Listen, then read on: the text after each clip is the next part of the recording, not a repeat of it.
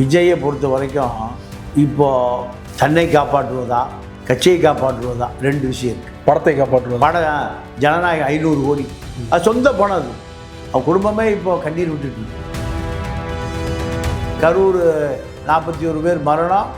இதில் A1 விஜய் போட்டால் இந்த வழக்கில் வெளியே வருவதற்கு பல ஆண்டுகளாக அவர் மேலே சார்ஜ் ஷீட் போடுவாங்க. கண்டிப்பாக போடுவாங்க. அவர் தான் குற்றவாளி என்று உறுதி செய்வதற்கான அத்தனை ஆதாரங்களையும் இப்போ சிபிஐ வசம் வந்து. இப்போ விஜயை பொறுத்த வரைக்கும் இப்போ இருக்க ஒரே வழி என்டிஏ கூட்டணி இணைந்தால் மட்டும்தான் தப்ப முடியும் என்கிற ஒரு வழியை தவிர அனைத்து வழிகளும் அடைக்கப்பட்டு விட்டது. விஜயகாந்துக்கு எப்படி தமிழ் ஊடகங்களில் பார்த்தீங்கன்னா விஜய் அவர்களுக்கு எதிராக விமர்சனம் பண்ணுற குறிப்பாக ஊடகவியலாளர்களை வந்து குறி வைக்கிறாங்க. அரசியலில் ஒரு மனிதனை பலவீனப்படுத்துவது என்பது பல வழியில் பெண்களை மூலம் கொடுக்கலாம், மது போத்தலை கொடுத்து பார்ட்டியில் சிக்க வைக்கலாம், பெட்டிகளை பணத்தை கொடுத்து சிக்க வைக்கலாம், பண்ணை வீடுகளில் ஹனி ட்ராப் நடத்தலாம். விஜய்க்கு எதிராக வீரியமாக பேசிக்கிட்டு இருக்கீங்க, உங்களுக்கு ஏதாவது அந்த மாதிரி பண்ணுறதா? நம்மளோட ஹனியே கிடையாது, அப்புறம் இங்கே ட்ராப் இருக்குது.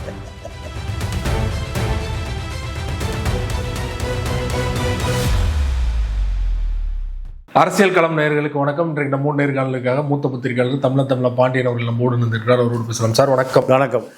இந்திய கூட்டணியில் இன்றைய காலையில் அம்மா மக்கள் முன்னேற்ற கழகம் பியூஷ் கோயல் முன்னிலையில் டிடிவி தினகரன் இணைஞ்சிருக்காரு. சில மாதங்கள் முன்னாடி பார்த்தீங்கன்னா எந்த காரணத்திலும் எடப்பாடி அவர்கள் தலைமையிலான கூட்டணியில் இணைய மாட்டேன், தற்கொலை கூட பண்ணிப்பேன், அந்த அளவு பேசினார் டிடிவி. திடீர்னு இந்த மனம் மாற்றத்துக்கு என்ன காரணம்?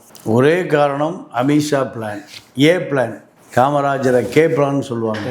காங்கிரஸ் பலவீனமாக போன பிறகு முதலமைச்சர் பதவியை ராஜினாமா செய்துவிட்டு கட்சி வளர்க்க போகிறேன்னு சொன்னார். அதை கே பிளான். அதே போல் இது ஏ பிளான், அமித்ஷா பிளான். டெல்லிக்கு அமித்ஷாவால் வரவழைக்கப்பட்டார். நேரடியாக டெல்லி போகாமல் கொச்சி வழியாக டெல்லி போனார். கொச்சி வழியாக சென்னை வந்தார். அமித்ஷாவுடைய அன்பான வேண்டுகோள். சுகேஷ் சந்திராவுக்கு இரட்டை இலை சின்னத்திற்காக கொடுக்கப்பட்ட பணம், அந்த வழக்கு டெல்லியில் நிலுவையில் இருக்கிறது. அந்த வழக்கை ஞாபகப்படுத்தினால் கூட்டணி உடனே டெல்லியிலே முடிவாகிவிட்டது. காரணம், எப்படியாவது தமிழ்நாட்டில் அதிமுக அதிகார மையத்தை கைப்பற்றிவிட வேண்டும். திமுகவிடமிருந்து நீங்கள் பதை மம்படியாக பறித்து கொள்ள வேண்டும். இதற்கான வேலைகளை எடப்பாடியை தாண்டி அமித்ஷா தினசரி திட்டமிடுகிறார். பியூஷ் கோயல் அதை செயல்முறைப்படுத்துகிறார். இதுதான் தொடர்ந்து இந்த திட்டம். அதாவது திமுகவுடைய திட்டம் ஒன்று தயார் நிலையில் இருந்தது. ஓபிஎஸ், டிடிவி, அதிமுக நிற்கிற அத்தனை தொகுதிகளிலும் இவர்கள் களமிறக்கப்படுவார்கள். இவர்களுக்கான அத்தனை செலவுகளும் கொடுக்கப்படும். ஒரு தொகுதிக்கு 3000 வாக்குகளை பிரிக்க வேண்டும். 234 தொகுதிகளிலும் 3000 வாக்குகள் என்றால் 7.5 லட்சம் வாக்குகள். 7.5 லட்சம் வாக்குகளை பிரித்தால் அதிமுக தானாக தோல்வியடையும். இதுதான் திமுக பிளான். இதை தெரிந்து கொண்ட அமித்ஷா ஏ பிளான் படி இவரை அதிமுகவில் எந்த நிபந்தனையுமின்றி இணைத்துக் கொள்வதற்கு அதுதான் முழு காரணம். இதை தாண்டி ஓபிஎஸ்ஐ பொறுத்தவரை ஓபிஎஸ்ஸிடம் பெரிய வாக்கு வங்கி இல்லை. வாக்கு வங்கி இல்லாத ஓபிஎஸ் எனக்கு மீண்டும் தேனி சட்டமன்ற தொகுதி தனக்கு கொடுக்கப்பட வேண்டும், அமைச்சர் பதவி கொடுக்கப்பட வேண்டும், இணை ஒருங்கிணைப்பாளர் கொடுக்கப்பட வேண்டும், தன்னுடைய மகனுக்கு நாடாளுமன்ற பதவி, இப்படி ஒரு பெரிய பட்டியலையே எடப்பாடியிடம் வைத்திருக்கிறார். ஆனால் ஊடகங்களில் பேசும்போது ஓபிஎஸ் ஆதரவாளர்கள் எந்த நிபந்தனை இல்லாமல் சேர தயார்னு சொன்னார், அவரே வேணான்னு சொல்லிட்டார் எடப்பாடி, அப்படிலாம் பேசுனாங்க. இல்லை, அதாவது புதுவெளியில் நிபந்தனையற்ற ஆதரவு தான். ஆனால் இதுவரை நீங்கள் நீடித்த இந்த இணைப்பு இவ்வளவு தூரம் தாமதமானதுக்கு காரணம் வைத்திலிங்கம் பொறுமை இழந்தது, மனோஜ் பாண்டியன் பொறுமை இழந்தது, பாலகங்கா பொறுமை இழந்தது. அத்தனையும் ஓபிஎஸ் உடைய விடாப்பிடி தான். அமித்ஷா சொன்னாலும் சரி, ஓபிஎஸ் அவருடைய விடாப்பிடி, எனக்கு இழந்த பதவிகளை மீண்டும் வேணும், மீண்டும் எனக்கு பழைய பதவிகள் இணை ஒருங்கிணைப்பாளர் உட்பட அத்தனையும் திருப்பி கொடுத்தால் மட்டுமே நான் இணைய முடியும். ஆனால் எடப்பாடி என்ன சொல்கிறாருன்னா, நீ இணைந்து கொள்ளுங்கள், உங்களுக்கு கொடுக்க வேண்டிய காலம் நேரம் நான் அதை செய்வேன். இப்படி எடப்பாடி தரப்பு உத்தரவாதத்தை ஓபிஎஸ் ஏற்க மறுக்கிறார். இப்போ எடப்பாடி இப்போ என்ன முடிவில் இருக்காருன்னா, 96 இருந்த அமைச்சர்கள் 2001 அவர்கள் அமைச்சர்களாக இல்லை. அத்தனை புது ரத்தம் பாய்ச்சினார் ஜெயலலிதா. அதாவது 91 96 அதில் ஆர் வீரப்ப இருந்தார், ரகுபதி இருந்தார், செங்கோட்டையன் இருந்தார், KK இருந்தார், இப்படி பல மூத்த அமைச்சர்கள் இருந்தாங்க. ஆனால் 96 2001 தோல்வி அடைந்த பிறகு 2001 அதிகாரத்துக்கு வந்தபோது அத்தனையும் புதுமுகங்கள். அதே அரசியலை தான் எடப்பாடி இப்போது கையில் எடுத்திருக்கிறார். ஆனால் அமித்ஷாவை பொறுத்தவரை இறுதி சுற்று விஜய் கண்டிப்பாக இந்த கூட்டணியில் இணைவதற்கான 100% வாய்ப்புகள் டெல்லி அரசியலை ஒட்டி அது முடிவாகும். நீங்கள் ஜனநாயகன் படம் இன்று ஜட்ஜ்மெண்ட் ரிசர்வ்டு கால வரையற்று ஒத்தி வைக்கப்படும். நீங்கள் உயர்நீதிமன்றத்துக்கு உச்ச நீதிமன்றத்துக்கு போகிறார்கள். உயர்நீதிமன்றம் என்ன சொல்லுகிறது என்றால், உங்களுடைய வியாபாரத்துக்கு நீதிமன்றம் பொறுப்பல்ல. சென்சார் தணிக்கை சான்றிதழை வாங்கி வைத்துக்கொண்டு நீங்கள் வெளியிடுகிற தேதியை அறிவித்திருக்க வேண்டும். அது எங்கள் தவறல்ல. தணிக்கை சான்றிதழே பெறாமல் நீங்கள் திரைப்பட வெளியீட்டு நாள் எப்படி குறித்தீர்கள்னு கேட்குறாங்க. அதுக்கு பதிலே சொல்ல முடியல. ஆனால் பல படங்கள் இப்படி தானே பண்ணுறாங்க. இந்த படத்தை மட்டும் ஏன் திட்டமிட்டு பண்ணுறாங்க அப்படிங்கிறது தானே கேள்வியாக இருக்குது. இல்லை, பல படங்கள் நீங்கள் அரசியல் முக்கியத்துவம் வாய்ந்த படங்களாக இல்லையே. அது ஒரு கலைத்துறை படங்கள், பொழுதுபோக்கு படங்கள், இதில் அரசியல் முக்கியத்துவம் வாய்ந்த படமாக இருக்குது. அப்போ அரசியல் முக்கியத்துவம் வாய்ந்த படம் என்பதால் தான் நீங்கள் அகில இந்திய சொலிசிட்டர் ஜெனரலான அமித்ஷாவின் வக்கீல் துல்ஷார் மேத்தா சென்னை வருகிறார். இந்த கரூர் சம்பவத்துக்கும் இந்த படத்துக்கும் நெருங்கிய தொடர்பு இருக்குது. அந்த தொடர்பை நீதிமன்றத்தில் சிபிஐ நீதிமன்றத்தில் நிரூபிக்க வேண்டியிருக்கு. துல்ஷார் மேத்தா இந்த வழக்கில் வருகிறார் என்றால இந்த வழக்கு எவ்வளவு முக்கியத்துவம் வாய்ந்தது என்று நீங்கள் நீதிமன்றத்துக்கு தெரியும். விஜய் சொல்லுவதைப் போல இது ஒரு சாதாரண திரைப்படம் அல்ல. இதில் அரசியல் முக்கியத்துவம் வாய்ந்த நிறைய கருத்துக்கள் 27 இடங்களில் வெட்டப்பட வேண்டி இருக்கிறது. இராணுவ அதிகாரிகளுடைய அடையாளங்கள் பயன்படுத்தப்பட்டிருக்கு. இப்படி பல விஷயங்களை இந்த படம் சொல்லுது. ரெண்டாவது, கரூர் அந்த பொதுக்கூட்டம் திரைப்படத்திற்கு பயன்படுத்தப்பட்டிருக்கலாம் என்ற சந்தேகமும் இருக்குது சிபிஐ. இப்படி பல முக்கியத்துவம் வாய்ந்த வழக்காக இருக்கிற இந்த வழக்கு இந்த திரைப்படத்திற்கும் பொருந்துகிறது. அப்போ இப்படி சாதாரண திரைப்படமாக இது பார்க்கப்படும். இப்படி நிறைய விஜய் திரைப்பட நடிகனாக இருக்கிற வரை இது ஒரு பரபரப்போ பேசப்படுகிற பொருள் அல்ல. இவர் ஒரு அரசியல் கட்சி தலைவராக உருவெடுக்கிறார். பல சர்ச்சைகள் வருகிறது. அப்படி வருகிற பொழுது இவருடைய அத்தனை நகர்வுகளும் உன்னிப்பாக பார்க்கப்படும். அந்த வகையில் தான் இப்போ இவருக்கு அரசியல் திரைப்படம் அத்தனையும் தமிழ்நாட்டை தாண்டி பார்க்கப்படுகிறது. அகில இந்திய அளவில் காங்கிரஸ் கட்சியே திமுகவுடைய கூட்டணியை உடைத்து கொண்டு விஜய் காங்கிரஸ் பேசுகிற அளவுக்கு இது வளர்ந்திருக்கா இல்லையா? அப்போ இவர் திரைப்பட நடிகர் என்பதை தாண்டி முதலமைச்சர் வேட்பாளர், முதலமைச்சர் நாற்காலிக்கு நகரக்கூடிய நபர் என்கின்ற அளவில் இது பேசப்படுகிறது. இப்போ ஜான் ஆரோக்கியசாமி மீது விசாரணை வளையம் கொண்டு வரக்கூடிய என்ஐஏ விசாரணை வளையத்துக்கு வருகிற அளவுக்கு இதுக்குள்ள அரசியல். வெளிநாடுகளில் இருக்கக்கூடிய கிறிஸ்துவ மிஷினரிகள் இந்த பல கோடி ரூபாய் நிதி கொடுத்திருப்பதாக சந்தேகப்படுகிறார். ஏது இந்த பல கோடி ரூபாய் நிதி? அதிகாரப்பூர்வமாக இந்த தகவல் வரல. இருந்தாலும் இதை ஒட்டி விசாரணை நகருது, இதை ஒட்டி விசாரணை போகுது. ஜான் ஆரோக்கியசாமி சொல்லுகிற அந்த அரசியல் 30% வாக்கு விஜய்க்கு தயார் நிலையில் வைக்கப்பட்டிருக்கு. இந்த 30% வாக்கு நீங்கள் நேரடியாகவே கிடைச்சா திமுக அண்ணா திமுக படுதோல்வி அடையும், விஜய் முதலமைச்சர் நாற்காலிக்கு அமரலாம். இந்த அரசியலும் விஜய்க்கு சொல்லப்படுகிறது. அகில இந்திய அளவில் காங்கிரஸுக்கு இந்த செய்தி கொண்டு செல்லப்படுகிறது. தமிழ்நாடு மட்டும் இல்லை, பாண்டிச்சேரி, அதாவது தென்னிந்தியாவில் நாங்கள் ஒரு பெரிய அதிகார மையம், எங்களுடைய தயவு இருந்தால் KC வேணுகோபால் கேரளாவில் முதலமைச்சராகலாம், ஆந்திராவில் காங்கிரஸ் மீண்டும் உயிர் பெறலாம், கர்நாடகாவில் மீண்டும் காங்கிரஸ் ஆட்சிக்கு வரலாம், சிவகுமார் முதலமைச்சராக வாய்ப்பு இருக்குது. இப்படியான பல செய்திகளை ஜான் ஆரோக்கியசாமி ஒரு கட்டமைச்சிருக்கிறார்.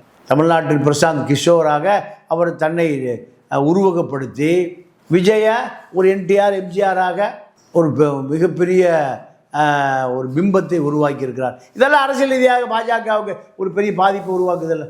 குஜராத் அரசியலை, மகாராஷ்டிரா அரசியலை, டெல்லி அரசியலை, யூபி அரசியலை, ஹரியானா அரசியலை கையாண்ட பாஜகவுக்கு இது ஒரு பெரிய தலைவலியாக மாறி இருக்க.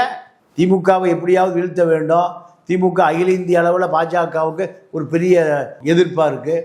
நாடாளுமன்றத்தின் இரு அவைகளிலும் திமுக பாஜகவுக்கு பெரிய சிம்ம சொப்பனமாக இருக்குது. இதையெல்லாம் எதிர்க்க வேண்டும் என்றால் விஜயை எப்படியாவது என்டிஏ கூட்டணிக்குள் கொண்டு வர வேண்டும். மிக சாதாரணமாக இப்போ டிடிவி கொண்டு வந்துட்டாங்க, பாமக அன்புமணி கொண்டு வந்துட்டாங்க.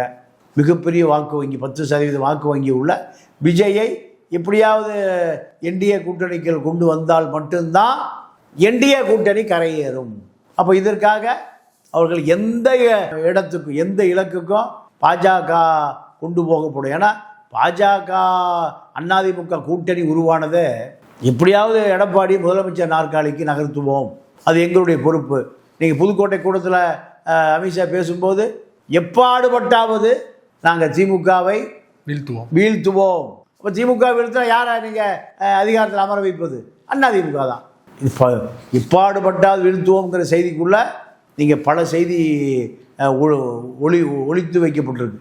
அப்போ அந்த செய்தியில் தமிழ்நாடு கூட்டணி விஜய் எந்த பக்கம் கூட்டணி போகிறாரோ அல்லது தனியாக போகிறாரோ இது எல்லாத்துக்குள்ளேயும் ஒரு பெரிய அரசியல் ஒளிந்திருக்கு.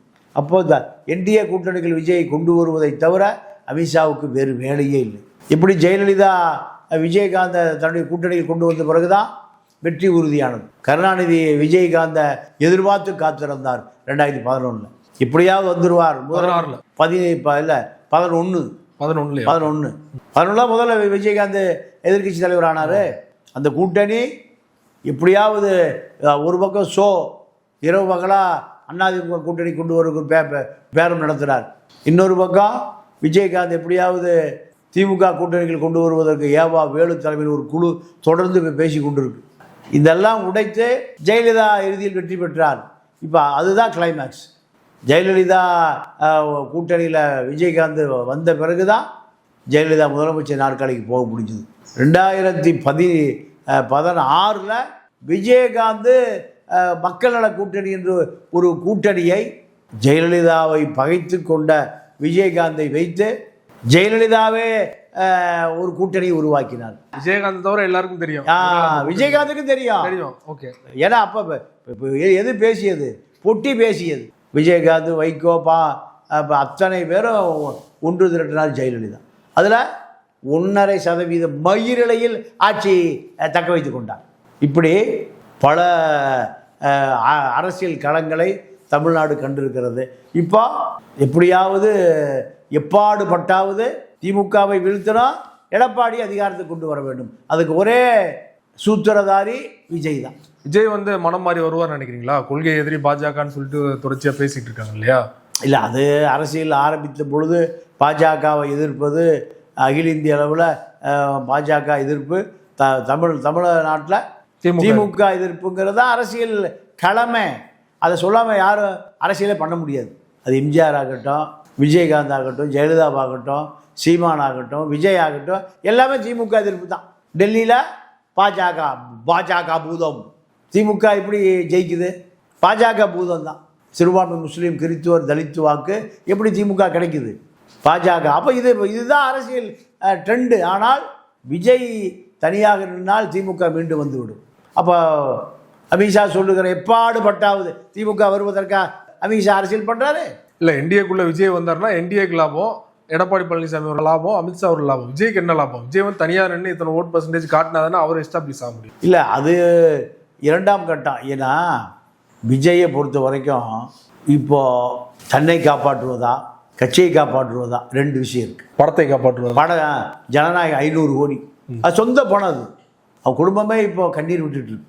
இவர் அரசியலுக்கு போக வேண்டாம்னு சொன்னோமே, மனைவி, மகன், மகள், அப்பா, அம்மா, திரைப்படத்தில் 500 கோடி ரூபாய் கால வரையின்றி தள்ளி வைக்கப்பட்டிருக்கு. நீங்கள் பணம் கொடுத்து போகிறோம், வழக்கு போட போகிறோம், பணத்தை திருப்பி கொடுக்க கேட்குறான். OTT-ல இருந்து சொல்லிட்டாங்க. ஆமாம், நீண்ட காலம் நாங்கள் கொடுத்த பணத்துக்கு எந்த வியாபாரம் இல்லாமல் லாபம் இல்லாமல் நாங்கள் பணத்தை முடக்கி வைக்க முடியாது. நீங்கள் வெளியே இருக்க ஒப்பந்தம் ரத்து பண்ணுங்கள். பல நெருக்கடிகள். 500 கோடி ரூபாய் வியாபாரம், அப்படியே 500 கோடி திருப்பி கேட்குறான். அப்போ 500 கோடி அவனுக்கு திருப்பி கொடுக்கணும். அப்போ இந்த 500 கோடி எப்போ பழையபடி பணமாகுமா? காலம் தாழ்த்த அந்த படத்து மீது உள்ள ஒரு கவர்ச்சி போயிடும். 500 கோடி மிகப்பெரிய இழப்பு. அதுக்கு பின்னாடி திரைப்பட வாழ்க்கையே முடிஞ்சு போயிடும். இப்படி பல விஷயங்கள் விஜய் நோக்கி நகருது. குடும்பம் இப்போ கண்ணீர் விடுகிறது. திரைப்படத்தோடு நிறுத்தி கொள்ளுங்கள், அரசியலை வேண்டான்னு தான் அவர் மனைவி மகனும் சொன்னாங்க. இப்போ அது அவர்கள் நாங்கள் முதல்லையே பின்னாடி நடப்பதை முதல்லையே சொன்னோம், நீங்கள் அதை கவனத்தில் கொள்ளாமல் பல கோடி இழப்பு. இந்த கரூர் 41 பேர் மரணம். இதில் A1 விஜய் போட்டால் இந்த வழக்கில் வெளியே வருவதற்கு பல ஆண்டுகளாகும். அவர் மேலே சார்ஜ் ஷீட் போடுவாங்க, கண்டிப்பாக போடுவாங்க. அவர் தான் குற்றவாளி என்று உறுதி செய்வதற்கான அத்தனை ஆதாரங்களையும் இப்போ CBI வசம் வந்துருச்சு. எங்களுக்கு உத்தரவு என்பது விஜயிடமிருந்து தான் உத்தரவு வரும். ஆமாம், விஜய் உத்தரவு ஜான் வழியாக வரும், ஜான் ஆரோக்கியசாமியாக வரும். இப்போ அத்தனை உத்தரவுகளும் நீங்கள் 2 மணிக்கு அந்த செய்தித்தாள், தினசரி செய்தித்தாளில் விளம்பரம், யாரை கேட்டு விளம்பரம் கொடுத்தா? மேலிருந்து எங்களுக்கு தகவல். விஜய்கிட்ட யார் பேசலாம்? விஜய்கிட்ட பேசலை. எங்களுக்கெல்லாம் உத்தரவு ஜான் தான் கொடுப்பார், ஜான் ஆரோக்கியசாமி தான் கொடுப்பார். அவர் தான் நேரடியாக அவரோடு பேச முடியும். அவருக்கு ஆலோசகர் அவர் தான், ஸ்ட்ராட்டஜிஸ்ட் அவர் தான், தமிழ்நாட்டில் பிரசாந்த் கிஷோர் அவர் தான். நாங்கள் ஜான் எங்கள் தளபதியுடைய மூளை, கருத்து எல்லாம் அவர் வழியாக தான் வரும். அப்போ ஜானும் விஜய் தான் A1 A2, இவர்களெல்லாம் A3 A4 A5. அப்போது இந்த வழக்கு எப்படி வெளியே வரப்போகிறார்கள்? நீங்கள் இங்கே அஸ்ராக்காருக்கு தனி நீதிபதி விசாரித்தால் அது நிலைமை வேறு. இப்போ உச்சநீதிமன்றம், CBI, இதுக்கு தனி ஒரு ஓய்வு பெற்ற நீதிபதி அஜய் ரஸ்தோகி, இப்படி பல வியூகங்கள். இதையெல்லாம் உடைத்து கொண்டு வெளியே வருவதற்கு விஜய்க்கு பல ஆண்டுகள் ஆயிரும். இப்போ விஜயை பொறுத்த வரைக்கும் இப்போ இருக்க ஒரே வழி, NDA கூட்டணி இணைந்தால் மட்டும்தான் தப்ப முடியும் என்கிற ஒரு வழியை தவிர அனைத்து வழிகளும் அடைக்கப்பட்டு விட்டது. விஜயகாந்துக்கு எப்படி அதிமுக வழியை திறந்து வைத்திருந்தது, திமுக வழிகள் அடைக்கப்பட்டு விட்டது. அதே போல தான் இப்போ விஜய்க்கு NDA கூட்டணியில் இணைந்து எதிர்க்கட்சி அந்தஸ்தை பெறுவதை தவிர வேறு வழி இல்லை. இன்னொரு பக்கம் பார்த்தீங்கன்னா 2 ஆப்ஷன் கொடுத்தாரு. ஒன்று கூட்டணிக்குள்ள வரணும் NDAக்குள்ள, இல்லைனா தேர்தலை புறக்கணிச்சிருங்க அப்படின்னு சொன்னதான் ஒரு தகவல் இருக்கு. அது எந்த அளவுக்கு உண்மை? இல்லை, இந்த செய்திகள் எல்லாமே நெருப்பு இல்லாமல் புகை வராது. இப்போ அவர் அதிகமான நம்புவது ஜான் ஆரோக்கியசாமியை. 30% வாக்கு நமக்கு இருக்கு. 30% வாக்கு. இது எதன் அடிப்படையில் என்று நிரூபிப்பதற்கு தேர்தலை சந்திக்கணும். தேர்தலை சந்தித்தால் தேர்தல் ஆணையம் ஒத்துழைக்கணும், சின்னம் கொடுக்கணும். இப்போ இவ்வளோ விஷயங்கள் இருக்குது. ஆனால் அவருக்கு அந்த முதலமைச்சர் நாற்காலி என்பது மிக எளிதாக முதலமைச்சர் நாற்காலி அவருக்கு கிடைத்து விடும் நம்புகிறார். 30% வாக்குனா மொத்தம் தமிழ்நாட்டில் வாக்குப்பதிவு நடப்பது 70. இவருக்கு 30% கிடைச்சா மீதி 40%, 20% அதிமுக திமுக எடுத்துக்கொண்டால் 40-30 70 முடிஞ்சு போச்சு. அப்போ சீமானுக்கு வாக்கு எங்கே? உதிரி கட்சிகளுக்கு வாக்கு எங்கே? இவர்களுடைய வாக்கெல்லாம் எங்கே? சிறுத்தை இருக்குது, பாமக இருக்குது, பெரிய கட்சி. இந்த வாக்குகளுக்கு இடமே இல்லையே. அப்போது 30% வாக்கு கண்டிப்பாக தாவேகா வாக்கு வங்கி உயர்ந்திருக்குன்னு சொல்கிறார். இந்த புள்ளி விவரங்கள் அரசியல் கணக்கில் எங்கேயோ ஒரு பக்கம் நீங்கள் தேங்கி நிற்கிது. அப்போது விஜய்க்கு தவறான ஒரு தகவலை சொல்லி விஜயை தனியாக நிற்க வைக்க வேண்டும், நிறுத்தி வைக்க வேண்டும். அப்படி தனியாக நின்றால் திமுக வெற்றி பெற்றுவிடும். ஒருவேளை திமுக வெற்றி பெற்றால் பாஜகவினுடைய இத்தனை ஆண்டுகால கனவு நொறுங்கி போயிடும். திமுகவுடைய நோக்கம் அதுதான். மலேசியா மாளிகை முதலமைச்சர் துபாயில் சந்தித்து விஜய் தனியாக நிற்க சொல்லுங்கள், நாங்கள் அவருக்கு உதவி செய்கிறோம். இப்படி தான் பேச்சுவார்த்தை நடந்தது. அப்போ இந்த பேச்சுவார்த்தை திமுகவுக்கு லாபமாக இருக்கும். விஜய் தனியாக நின்னால் திமுக எளிதாக வெற்றி பெறும், அதிமுக தோல்வி அடையும். இந்த கணக்கை திமுக போடுகிறது நீங்கள் ஜான் ஆரோக்கியசாமி போடுறார். அப்போ இதை அமித்ஷாவுடைய கணக்கு திமுக வெற்றி பெறக்கூடாது என்பது. அப்போ அது எப்பாடுபட்டாவது அந்த கணக்கு பொய்த்து போகுமே. இப்போ ஆடுபுலி ஆட்டம் விஜயும் அமித்ஷாவும். அமித்ஷா ஜெயிப்பாரா, விஜய் ஜெயிப்பாரா? விஜய் ஜெயித்தால் அமித்ஷா உள்துறையில் பதிவு வைக்க முடியாது. ஆர்எஸ்எஸ் அவரை தூக்கிடுவான். ஆர்எஸ்எஸ் அஜெண்டா திமுக வெற்றி பெறக்கூடாது. சனாதனத்தை முஸ்லீம் இந்தியா முழுக்க முஸ்லீம் வாக்குகள், கிறிஸ்தவர்கள் வாக்குகள், தலித்து வாக்குகள், சனாதன எதிர்ப்பு. அரசியல் ஒரே கட்சி திமுக தான். பெரியார் இயக்கம், மதவாத எதிர்ப்பு, பாஜக பூதம். இது மீண்டும் ஜெயிப்பதற்கு ஒரு காலத்திலையும் ஆர்எஸ்எஸ், பாஜக, சங் பரிவார்கள் அனுமதிக்க மாட்டார்கள். அதான் சண்டை நடந்துட்டு. அதுதான் போராட்டம். ஆளுநர் வரை அறிவிக்கப்படாத யுத்தம் நடத்துகிறார் சட்டசபையில். ஆளுநர் வரை, ஏன்னா செய்தி மக்கள்கிட்ட போகணும். திமுக ஒரு வெகுஜன விரோத அரசு, சனாதன எதிர்ப்பு அரசு. இந்த செய்திக்காக ஆளுநர் வரை போராடுகிறார். இதெல்லாம் ஆர்எஸ்எஸ் அஜெண்டா. இந்த இது விஜய் திமுக வெற்றி பெறுவதற்கு மறைமுகமாகவோ நேரடியாகவோ உதவினார் என்றால் நீங்கள் அத்தனை கோபமும் ஆர்எஸ்எஸ், பிஜேபி கோபம் கூட யார் மேலே போகும்? விஜய் மீது போகும். அதை தற்காத்து கொள்ளக்கூடிய பாதுகாப்பு கவசமாக விஜய் தன்னை பாதுகாத்து கொள்ளவில்லை என்றால் லல்லு பிரசாத்துக்கு நேர்ந்ததை போல நேரும், உத்தவ் தாக்கரேக்கு நேர்ந்ததை போல நேரும், அரவிந்த் கெஜ்ரிவால் என்ன ஆனார் அதே போன்ற ஒரு நிலைமையை அரசியலில் ஆரம்ப புள்ளியிலேயே முடிவு புள்ளி தொடக்க உரை எழுத வேண்டிய நிலைமைக்கு வந்துடும். ஏன்னா ஆர்எஸ்எஸ், பாஜக ஒரு 100 ஆண்டுகளுக்கு முன்பு நடக்க வேண்டியதை 100 ஆண்டுகளுக்கு பின்பே முடிவு செய்கிற இயக்கம். அதற்காக அவர் இயங்குகிற இயக்கம். அதற்காக அவர்கள் பல சதுரங்க விளையாட்டுகளை செய்கிற இயக்கம். இப்போ தமிழ்நாட்டு அரசியலை திமுகவிடமிருந்து எடுத்து என்டிஏ கூட்டணி வெற்றி பெற வேண்டும் என்றால் விஜய் கண்டிப்பாக என்டிஏ கூட்டணிக்கு ஆதரவு முகாம் ஆக இருக்க வேண்டும். இல்லை என்றால் அரசியலில் அமைதியாக இருக்கணும். இதுதான் அவர்களுடைய விருப்பம். இதை நிறைவேற்றக்கூடிய சூழல் நீங்கள் விஜய், ஜான் ஆரோக்கியசாமி ஆலோசனையில் என்ன முடிவெடுக்க போகிறார்கள் என்பதை பொறுத்து தான் தமிழ்நாட்டினுடைய அரசியல் களம் மாறும். குறிப்பாக இப்போது தமிழ் ஊடகங்களில் பார்த்தீங்கன்னா விஜய் அவர்களுக்கு எதிராக விமர்சனம் பண்ணுற குறிப்பாக ஊடகவியலாளர்களை வந்து குறி வைக்கிறாங்க. இப்படி பாஜக வந்து ஏற்கனவே வந்து ஹனிட்ரா பண்ணி சிக்க வச்சாங்களோ அதே பாணியை வந்து இப்போ விஜயும் தாவேக்காவும் கையில் எடுத்திருக்காங்க அப்படிங்கிற மாதிரியான ஒரு விமர்சனம் தொடர்ச்சியாக வந்துட்டு இருக்கு கடந்த ஒரு வாரமாக. உண்மைதானே சார் உங்களோட பார்வை? ஆமாம், அது எந்த விதிங்க. நான் என்ன சொல்கிறேன்னா, ஏதாவது ஒரு வகையில் பலவீனப்படுத்தானே செய்வாங்க. நீங்கள் அரசியலை ஒரு மனிதனை பலவீனப்படுத்துவது என்பது பல வழியில் இருக்குது. பெண்களை மூலம் கொடுக்கலாம், மது போத்தலை கொடுத்து பார்ட்டியில் சிக்க வைக்கலாம், பெட்டிகளை பணத்தை கொடுத்து சிக்க வைக்கலாம், பல வழி இருக்குது. பண்ணை வீடுகளில் ஹனி ட்ராப் நடத்தலாம். அதில் இது ஒரு வகை. நிறைய பேர் ஆதாரங்களோட வாட்ஸ்அப் சாட்லாம் போட்டாங்க, இந்த மாதிரி அனுப்பியிருக்காங்க. விஜய்க்கு எதிராக வீரியமா பேசிக்கிட்டு இருக்கீங்க, உங்களுக்கு ஏதாவது அந்த மாதிரி நம்மளோட ஹனியே கிடையாது, அப்புறம் எங்க டிராப் இருக்கு, வழக்கு போடணும்னு தேடி அலையிறாங்க. அப்போ நமக்கு ஊடக சுதந்திரத்தின்படி பேசலாம். வேற நமக்கு தனிப்பட்ட முறையில் எந்த கருத்தும் கிடையாது, எந்த கருத்து வேறுபாடுகள் கிடையாது. குறிப்பா கரூர் சம்பவத்துக்கு அப்புறம் தான் எல்லாருமே பெருசா விஜய் விமர்சனம் பண்றாங்க. அதுக்கு பெரிதளவுல இந்த விமர்சனம் இல்லையா?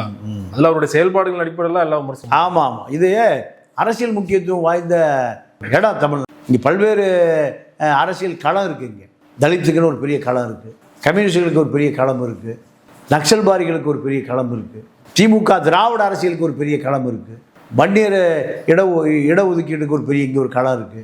அத்தனை களங்களும் உள்ள ஒரு இடம் தமிழ்நாடு. இந்தியாவிலே முதல் சட்டக்கல்லூரி அம்பேத்கர் லா காலேஜ். இப்படி பல விஷயங்கள் இருக்குது. தமிழ்நாடு மற்ற மாநிலங்களுக்கு வழிகாட்டக்கூடிய இடம். இந்திரா காந்தி பலவீனப்பட்டு கிடந்த பொழுது இந்திரா காந்தியை பிரதமராக்கி இந்திரா காந்தியுடைய வேட்பாளரான விவி கிரியை ஜனாதிபதியாக்கிய மாநிலம் தமிழ்நாடு. அன்னைக்கு கருணாநிதி. எந்த மாநிலத்திலும் இவ்வளவு அரசியல் களமே இல்லை. ஜெயலலிதா நேரடியாக மோடியா லேடியா இப்படியா எந்த மாநிலத்தையும் சொல்லியிருக்காங்களா? இல்லை. பாஜகவை ஜெயலலிதா 98 உடைத்து கொண்டு வெளியேறிய பிறகு மரணம் அடைகிற வரை சமரசம் பண்ணிக்கல. கருணாநிதி பலமுறை சமரசம் ஆகினார். காங்கிரஸோடும் ஜெயலலிதா சமரசம் பண்ணிக்கல. குஜராத் மோடி முதலமைச்சர் ஆகிற பொழுது இந்த அம்மா அந்த நிகழ்ச்சிக்கு போகிறாங்க, பின்னாடி வச்சு உட்கார வச்சுட்டாங்க. அதோடு அந்த அம்மா கோபித்து கொண்டு வந்து தனக்கு முக்கியத்துவம் இல்லாமல் தன்னை அவமதித்து விட்டார்கள், கோச்சிட்டு வந்து அந்த அம்மா பாஜகவோடு கடைசி வரை சமரசமே பண்ணிக்கல. மரணம் அடைகிற வரை காங்கிரஸில் சோனியா காந்தியோட நேரடியான சமர் ஆண்டோனியோ மைனா, கோமலவல்லி சண்டை. காங்கிரஸ் டீ பார்ட்டியில் காங்கிரஸ் கட்சியை கவிழ்த்தது ஜெயலலிதா. இந்த சிறப்பு எந்த மாநிலத்துக்கும் இல்லை. அப்போ இங்கே அரசியல் இருக்கத்தானே செய்யும், கருத்து மோதல் இருக்கத்தானே செய்யும். பல உயர்நீதிமன்றம், உச்ச நீதிமன்றத்துக்கு பல வழக்குகள் இங்கிருந்து போயிருக்கு. கான்ஸ்டியூஷன் வழக்கு, விஜயுடைய இந்த படத்துக்கு இந்தியாவில் இருக்கக்கூடிய நீங்கள் சொலிசிட்டர் ஜெனரல் துல்சார் மேத்தா கிளம்பி வர்றார். அப்போது இந்த விஜய் படமோ அஜித் படமோ சிவகார்த்திகேயன் படமோ இந்தியாவில் 28 மாநிலம், ஒரு 6 யூனியன் பிரதேசம், 34 இருக்குது. 34 இல்லாத சிறப்பு எங்கே இருக்குது? தமிழ்நாட்டில் இருக்குது. அப்போ இவ்வளவு சிறப்புகள் வாய்ந்த பல அரசியல் களம் உள்ள ஒரு மாநிலத்தில் பல சர்ச்சைகள் இருக்கத்தான் செய்யும். நீங்கள் இன்னொரு பெரிய விஷயம் என்னென்னா, மோடி முதலமைச்சராக இருந்தபோது நீங்கள் அந்த குஜராத் கலவரம், கோத்ரா ரயில் எரிப்பு, சிபிஐயில் நீங்கள் தலைக்கு மேலே கத்தி தொங்குது மோடிக்கு. அப்போ சிபிஐ டைரக்டர், எனக்கு பேர் மறந்து போச்சு, அவர் நீங்கள் ஜிம்கானா கிளப்பில் ஒரு நிகழ்ச்சி, அந்த நிகழ்ச்சியில் கலந்து கொள்வதற்கு தமிழ்நாட்டில் இருக்கக்கூடிய பிரபலங்கள் ஜிம்கானா கிளப்பினுடைய ஆண்டு விழாவுக்கு வரவழைத்து அங்கே அவர் காப்பாற்றப்படுகிறார். யார்? மோடியினுடைய தலைவிதி எங்கே எழுதப்படுகிறது? தமிழ்நாட்டில் எழுதப்படுகிறது. அந்த வழக்கு விடுதலை ஆகலைன்னா மோடி பிரதமராக இருக்க முடியும். குருமூர்த்தியும் சோவும் இங்கே இருக்கக்கூடிய RSS ஆட்கள் தான் மோடிக்கு நீங்கள் சட்ட சிக்கல்களை சிபிஐ. அப்போ ஆட்சி யார் ஆட்சி? காங்கிரஸ் ஆட்சி. இப்படி பல விஷயங்களை தமிழ்நாடு. ராமஜென்ம பூமி வழக்கறிஞர் யார்? பராசுரன். ஏன் இந்தியாவில் வக்கீல் இல்லையா? நடக்க முடியாமல் அவரால் சல்லாத வயதில் கூட்டிகிட்டு போனாங்க. இப்படி பல விஷயங்கள் தமிழ்நாட்டில் இருக்குது. அதனால் அந்த களம் நீங்கள் எப்பொழுதுமே பரபரப்பாக சுறுசுறுப்பாக இருக்கக்கூடிய களம். அதில் எது வேண்டுமானாலும் நடக்கும். உங்கள் நேரத்தை பல்வேறு தகவல்களோட பகிர்ந்து கொண்டீங்க. மிக்க நன்றி. நன்றி, வணக்கம்.